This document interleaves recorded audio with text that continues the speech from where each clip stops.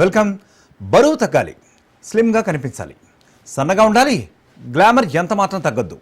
Present generation youth dreams ఇవి. అందుకోసం ఏమైనా చేసేస్తున్నారు, ఎంతకైనా తెగించేస్తున్నారు. చివరకు తమ ప్రాణాల మీదకే తెచ్చేసుకుంటున్నారు. కొంతమంది డాక్టర్ సలహాలు, జిమ్ ట్రైనర్ అడ్వైజ్లు ఫాలో అవుతూ ఉంటే మరికొందరు మాత్రం సొంత వైద్యం చేసుకుంటున్నారు. యూట్యూబ్, చాట్ జీపీటీ సలహాలతో బరువు తగ్గేందుకు ప్రయత్నిస్తున్నారు.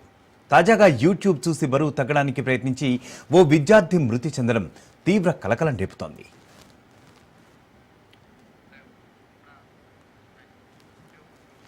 అధిక బరువును తగ్గించుకునేందుకు కఠినమైన ఆహార నియమాలు పాటించి ఓ విద్యార్థి మృతి చెందిన ఘటన తమిళనాడులో చోటు చేసుకుంది. వర్నట్టివిళై గ్రామానికి చెందిన శక్తీశ్వరన్ ఆన్లైన్ డైట్తో ప్రాణం మీదకు తెచ్చుకున్నాడు. ఇంటర్మీడియట్ పూర్తి చేసిన శక్తీశ్వరన్ అకస్మాత్తుగా శ్వాసకోశ సమస్యలు ఏర్పడి స్పృహ కోల్పోయారు. వెంటనే తల్లిదండ్రులు ఆసుపత్రికి తరలించగా అప్పటికే అతను మృతి చెందినట్లు తెలుపుతున్నారు వైద్యులు.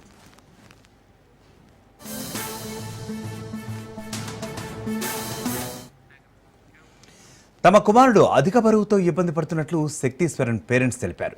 తోటి విద్యార్థులు ఎగతాళి చేస్తారేమోనని భావించాడని, దీంతో ఎలాగైనా బరువు తగ్గాలని తాను నిర్ణయించుకొని యూట్యూబ్ వీడియోల మీద ఆధారపడి కఠిన ఆహార నియమాలు పాటించినట్లు చెప్పుకొచ్చారు.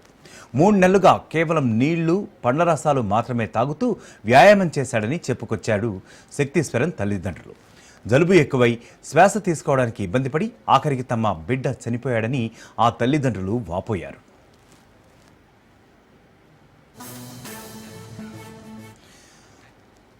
ఒక్క శక్తీశ్వరనే కాదు, ఫిట్నెస్ కోసం తాపత్రయపడుతున్న యువతీ యువకులు కోకొల్లలు.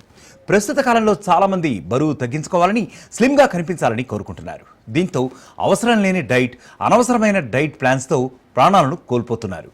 ప్రతి ఒక్కరూ కూడా అప్రమత్తంగా ఉండాలి అంటున్నారు ఇప్పుడు వైద్యులు.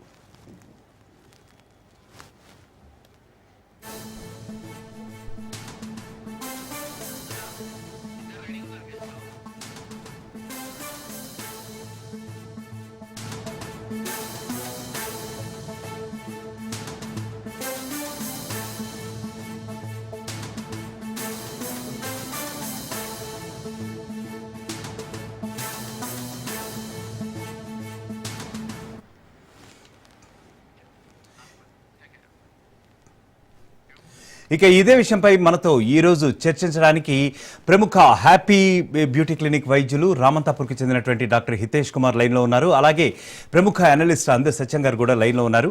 వెల్కమ్ హితేష్ కుమార్ గారు. ముందర హితేష్ కుమార్ గారితో మాట్లాడే ప్రయత్నం చేద్దాం. హితేష్ కుమార్ గారు, వెల్కమ్ అండి. గుడ్ ఆఫ్టర్నూన్ అండి, చెప్పండి. ముఖ్యంగా చెప్పండి హితేష్ కుమార్ గారు, ఇక్కడ ఇటీవల జరిగినటువంటి తమిళనాడులో ఒక యథార్థ ఘటన తీసుకుంటే అక్కడ యాక్చువల్గా చాలా దురదృష్టకరం ఇది. ఎందుకంటే డైట్ ప్లాన్ కేవలం యూట్యూబ్ మీదే ఆధారపడి అతను 3 నెలల పాటు ఫ్రూట్ జ్యూస్ తీసేసుకుని ఏమాత్రం కూడా ఘన పదార్థాలు తీసుకోకుండా చనిపోయినటువంటి సందర్భం అయితే ఉంది. సో మరి యాక్చువల్గా ఇవాళ రేపు చాలా మంది ఇటువంటి సలహాలు, సూచనలు కూడా పాటిస్తున్నారు. ఎంత మాత్రం కూడా డైటీషియన్ సలహాలు అనుకోండి, న్యూట్రిషనిస్ట్ సలహాలు అనుకోండి, ఇవన్నీ కూడా తీసుకోకుండా. సో మరి ఎలా చూడొచ్చు అంటారు? అసలు వీళ్ళు చేస్తున్నది సమంజసంగా ఉందంటారా, సంబద్ధంగా ఉందంటారా? లేదండి, ఇట్ ఈస్ వెరీ డేంజరస్. ఎందుకంటే వితౌట్ కన్సల్టేషన్, ప్రాపర్ కన్సల్టేషన్ వాళ్ళు తీసుకుంటుండ్రు యూట్యూబ్ లో చూసి. That is very wrong. ఇప్పుడు వాళ్ళకి ప్రాపర్ న్యూట్రియంట్స్ వెళ్ళవు.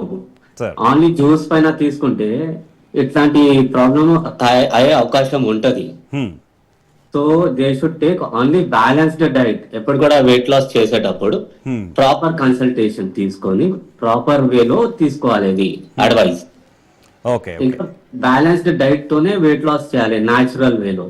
ఎప్పుడు కూడా ఇట్లాంటివి యూట్యూబ్ లో చూసి స్వయం చేయడం చాలా డేంజరస్ అండి ఇది. రైట్ హితేష్ కుమార్ గారు, ఒకసారి మళ్ళీ మీతో మాట్లాడే ప్రయత్నం చేస్తాను. ఒకసారి ప్రముఖ అనలిస్ట్ అందే సత్యం గారు కూడా మనతో పాటు ఈ డిబేట్లో జాయిన్ అయ్యారు. సత్యం గారు, వెల్కమ్ అండి.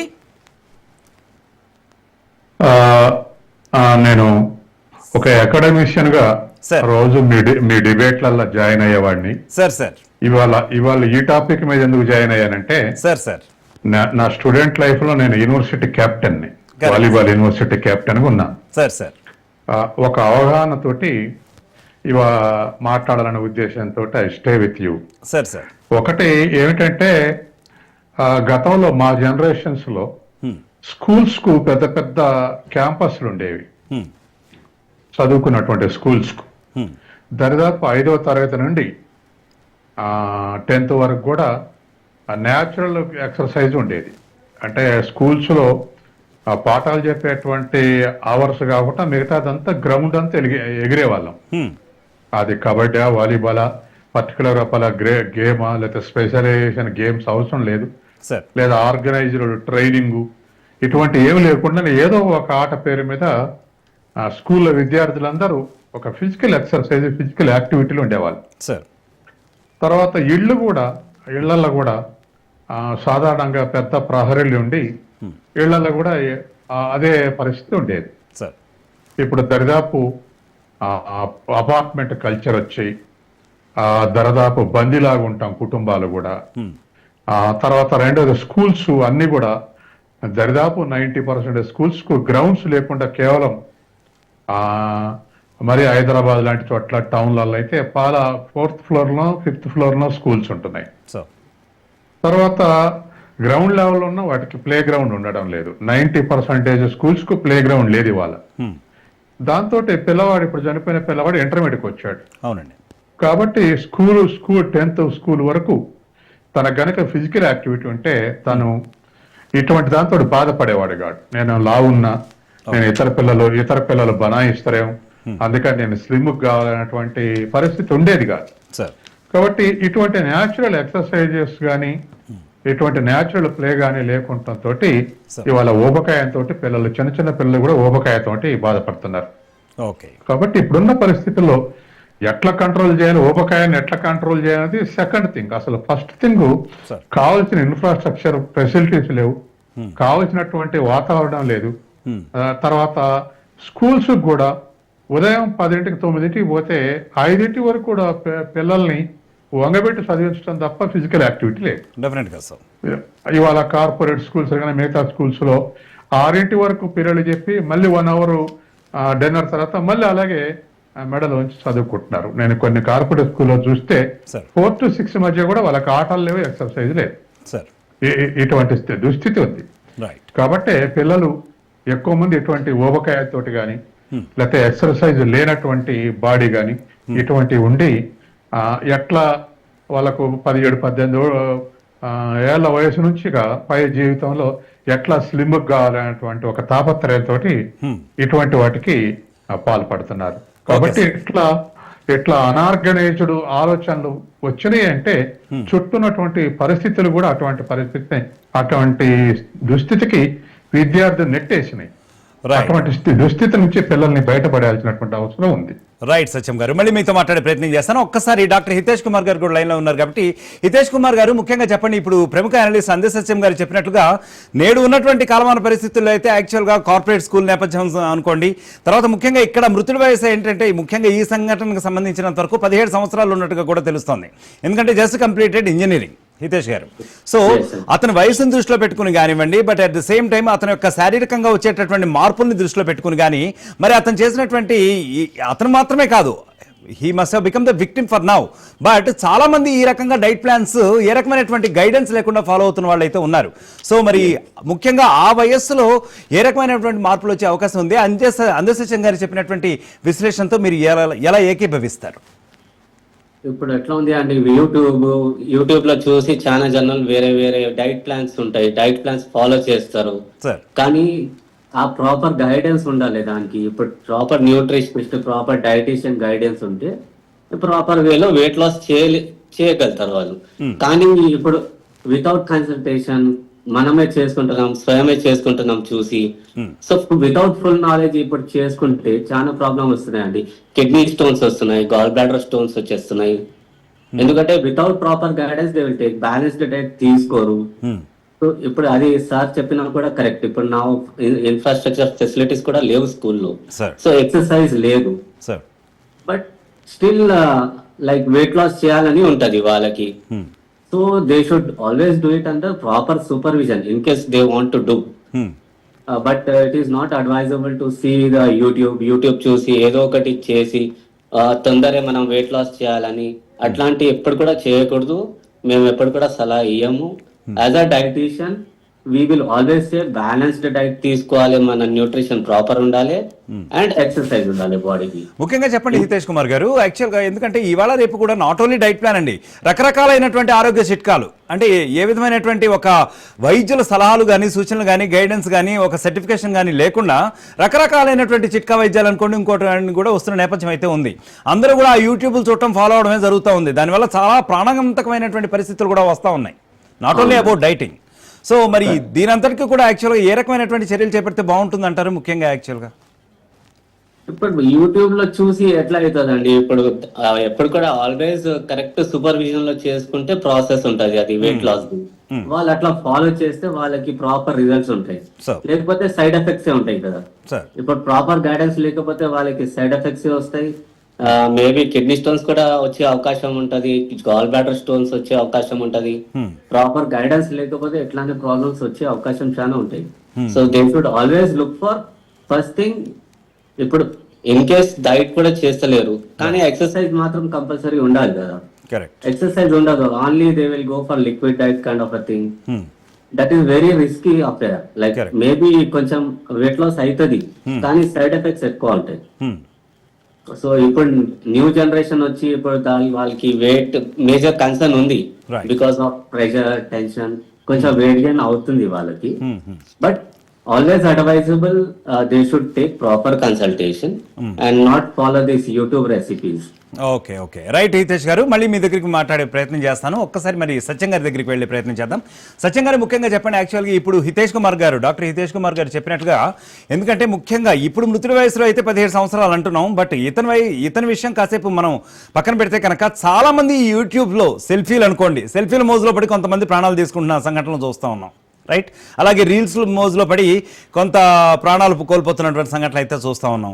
అలాగే ఈ యూట్యూబ్ గైడెన్స్ అనేది అసలు ఎంతవరకు to what extent it is contributing towards the health of the viewers అనేది కూడా ఒక క్వశ్చన్ ఉత్పన్నం అవుతా ఉంది సత్యం గారు. సో బేసిక్గా చెప్పండి. యూట్యూబ్ లో ఇవన్నీ రీల్స్ చేసి పోస్ట్ చేసే వాళ్ళు కూడా ఈ మధ్య ఒక జాగ్రత్త పాటిస్తున్నారు సార్. మేము ఇచ్చేది ఇన్ఫర్మేషన్ మాత్రమే, మీరు అనుసరించాలంటే డాక్టర్ సలహా తీసుకోగలరని పెడుతున్నారు. అందుకని ఇవాళ అది గమనించాల్సినటువంటి అవసరం ఉంది. ఫాలోయర్స్ కూడా హెల్త్ ఆస్పెక్ట్ లో వాళ్ళు పోస్ట్ చేసేటువంటి వీడియోలలో ఈ మాట పెడుతున్నారు. ఇది కేవలం ఇన్ఫర్మేషన్ మాత్రమే అయితే ఇస్తున్నారు. కాబట్టి అటువంటి జాగ్రత్తలు కూడా మనం ఫాలోవర్ చూడాల్సినటువంటి అవసరం ఉంది. రెండోది, ఒకేసారి తగ్గాలనుకోవటం కూడా అత్యాశ అవుతుంది.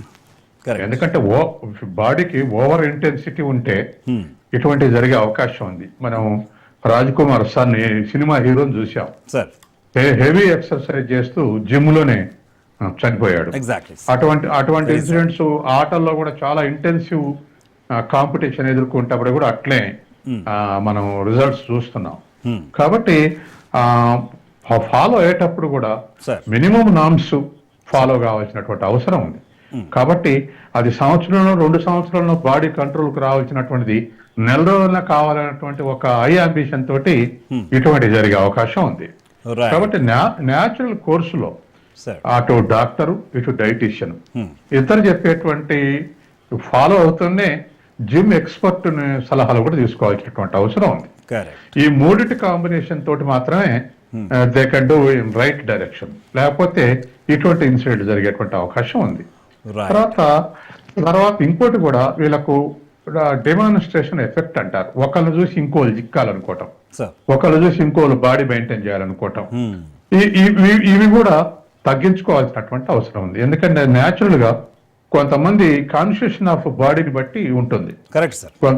కొంతమంది ఎంత ఎక్సర్సైజ్ చేసినా తగ్గరు, కొద్దిగానే తగ్గుతారు. కరెక్ట్. కొంతమంది ఎక్సర్సైజ్ చేయగానే న్యాచురల్ గా స్లిమ్ గా ఉంటారు, కొంతమంది చేస్తే సన్నగా అవుతారు. అంటే అది కేవలం మన ఎక్సర్సైజే కాదు, మన కాన్స్టిట్యూషన్ ని బట్టి కూడా బాడీ షేప్ ఉంటది. కాబట్టి ఇంకొకరిని చూసి అనుకరించి ఇటువంటి ప్రాణాల మీద తీసుకొచ్చేటువంటి వాళ్ళు కూడా ఉన్నారు. ఇన్ ఆల్ ఆస్పెక్ట్స్ ఇవాళ యూత్ ఆలోచించి ఫాలో కావాల్సినటువంటి అవసరం ఉంది. Correct sir. Yes sir. Hitesh Kumar garu, ఇక్కడ ఒకసారి మీరేమంటారు? ఇప్పుడు సార్ చెప్పినట్టుగా, ఎందుకంటే బాడీ కాన్స్టిట్యూషన్ అనేది it is unique from body to body, human to human, right?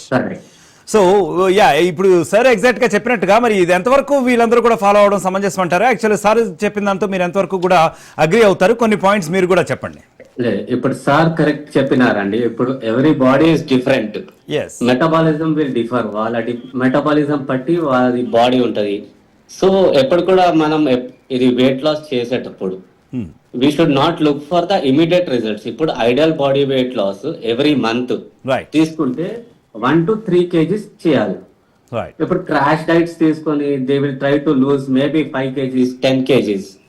So that will form ketone bodies in the మన బాడీలో కీటోన్స్ ప్రొడ్యూస్ చేస్తుంది అట్లా క్రాష్ డైట్స్ తీసుకుంటే, విచ్ ఇస్ వెరీ హార్మ్ఫుల్. మరి లివర్ కి డ్యామేజ్ అవుతుంది.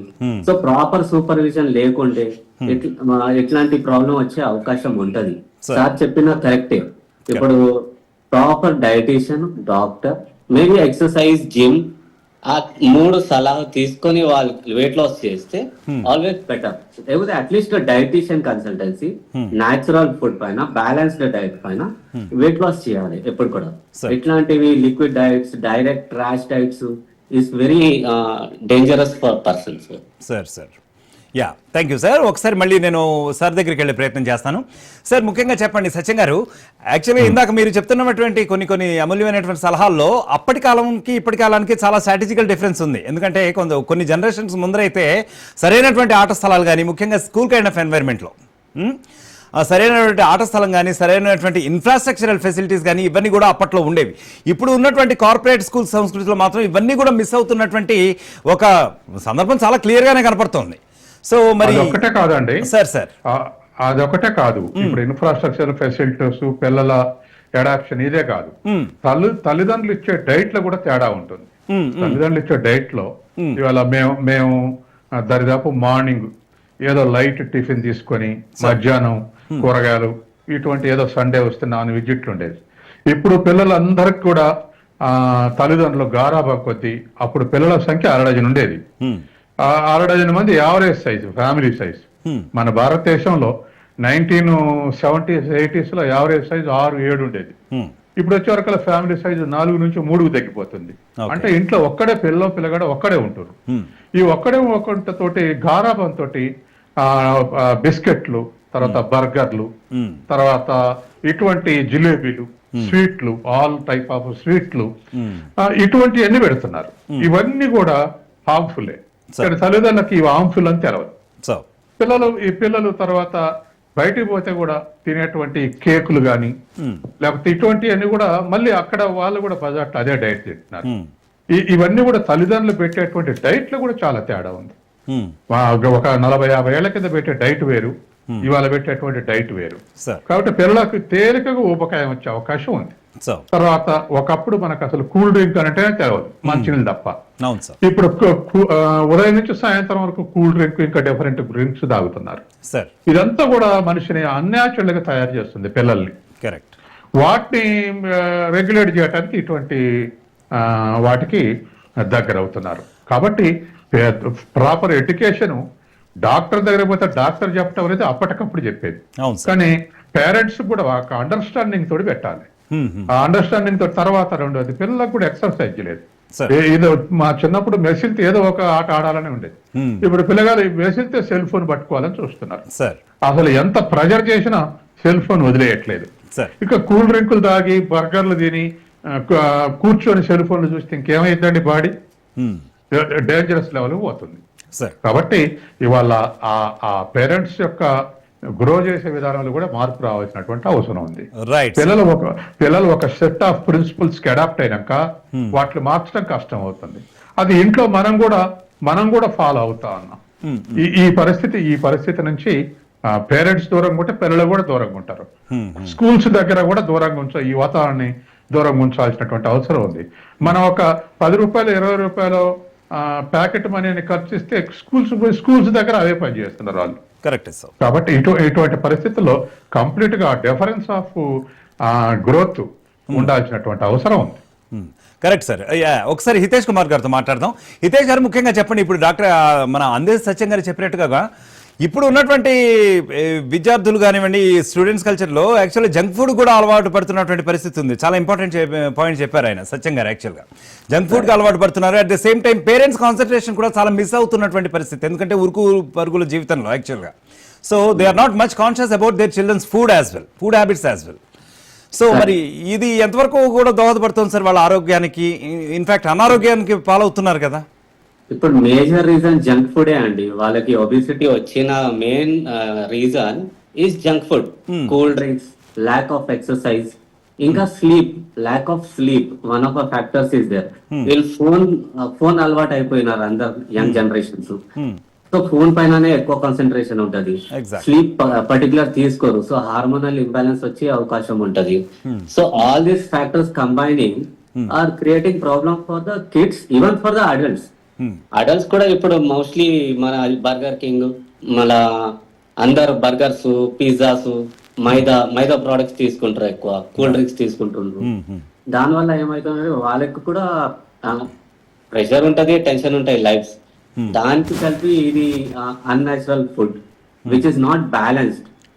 దానిలో వచ్చి వాళ్ళకి ఒబెసిటీ వస్తుంది. Obesity is a major cause for this kind of problems.